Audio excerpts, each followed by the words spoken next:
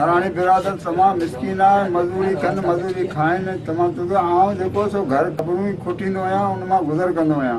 तमाम मिसकीन माण्हू अॼु सुधी तव्हां ॾिसो अची असांजी पोजीशन त छा असांजी पोजीशन आहे। ऐं इहे कूड़ा केस ऐं खून जा केस असांखे खामखा जो धमकियूं ॾियो एसपी साहिबु इंसाफ़ कयो वञे, खुलो खुलो इंसाफ़ करियो। छोकिरी ज़िंदा आहे बाबा, अॼु बि ज़िंदा आहे, कल्ह बि ज़िंदा आहे। कूड़ो केस असांजे मथां अॻु में थियो आहे, वरी ॿियो दफ़ा थियो आहे। असां ही ॿिए दफ़ा टे दफ़ा कॉन्फ्रेंस करे रहिया आहियूं मीरपुर बठोरे में।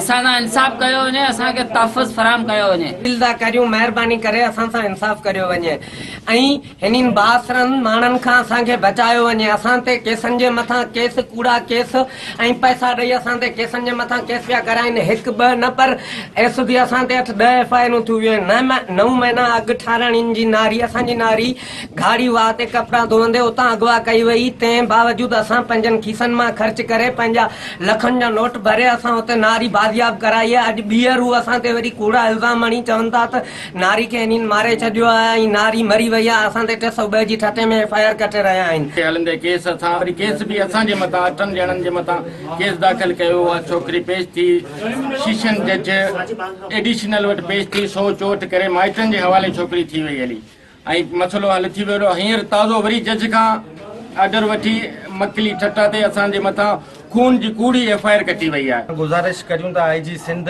DIG Hyderabad, SSP ठटा, SSP Sujawal, DSP बठोरो, उन्हनि खे गुज़ारिश कंदासीं त तव्हां हक़ी इन्वेस्टिगेशन करियो।